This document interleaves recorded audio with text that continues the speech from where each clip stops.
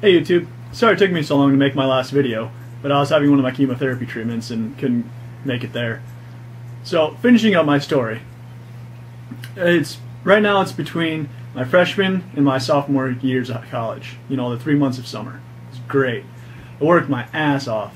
Freaking 3 days in the gym, every other day running a mile. I mean, I busted my ass. It was awesome. So it came around to the track season, and all that hard work paid off immensely. First time we went to the track, I increased my 100-meter dash time by over a second. My coach was like ecstatic, you know. But all that hard work still didn't pay off. Coming to the actual season, I was still getting crushed in my races by like 3 or 4 seconds or more. You know, it was, no matter how hard I worked, I couldn't keep up with an able-bodied person. But like I said, I had a plan. I'm going to the Paralympics. Throughout that entire summer, my coach was studying, calling people, emailing people, trying to figure out qualifying times for this year, who we need to get a hold of, where do we need to go, how do we qualify. He found all that out. So while I was working out in the gym, he was in his office just calling people left and right and got everything figured out. So once we figured out our times and everything, I had a time to shoot for. You know, I was still about a second and a half off from my time. If I remember correctly, it was around like 15 seconds, and I was running like a 1,600-meter dash. So during this time, we were kind of going through the rest of the list one day, and we found out that there's high jump and long jump and field events that I could try. This is where I found my calling, what I was actually good at. I was going to go to the U.S. Paralympics as a high jumper. My first track meet, qualified by over 6 inches. First jump, qualified for the U.S. Paralympics. It was amazing. I've never been so ecstatic in my life. It was one of the greatest feelings of my life. So we finished up the track season, and that summer, we flew down to Florida to meet my coach and my parents. We went down there, and I couldn't tell you the amazing people we met. I mean, I saw blind runners running around a track with no fear, like just sprinting full bore. I saw people in wheelchairs flying around a track like it was NASCAR. I mean, there was kids without arms and legs that were just god-awfully fast. I mean, it was amazing. I mean, I didn't even feel qualified to be there. You know, so I met quite a few people, and it was amazing hearing their stories, what they've gone through, how many people are similar to me. And it was just, it's one of those places where you don't, you know, you go to a regular track meet, like I said, people were uncomfortable around me, and you go there and it's like nobody looks at you funny at all.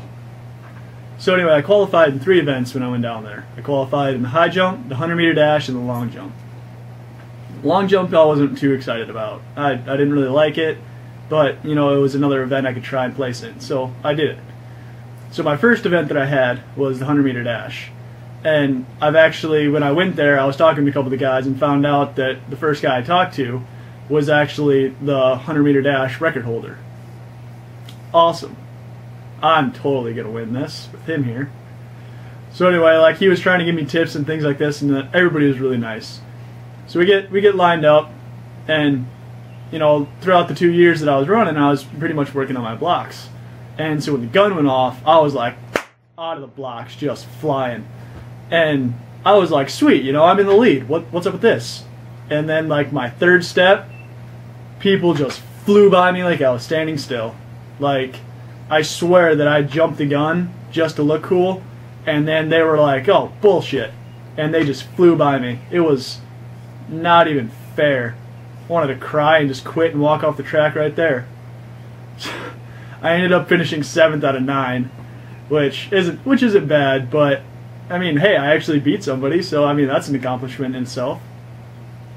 My second event that I had to do was the next day, and that was the high jump. You know, there's a few people there, and it was quite exciting because this is the event that I thought I could actually do pretty well in. You wouldn't believe it. I don't think you'd believe it unless I could show you this.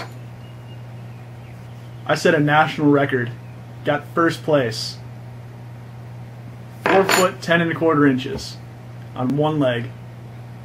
My last event was at night. It actually got postponed to a thunderstorm, and I really was kind of pissed because I just wanted to go home and sleep. And that ended up being a long jump, which was the most difficult event and probably the longest, because there was quite a line of people that I had to compete against. And it doesn't take a short amount of time to get lined up, do your practice runs, and so forth. And anyway, third place in that. Got third place in the U.S. National Paralympics. I got 2 medals. Kind of proud of myself for that.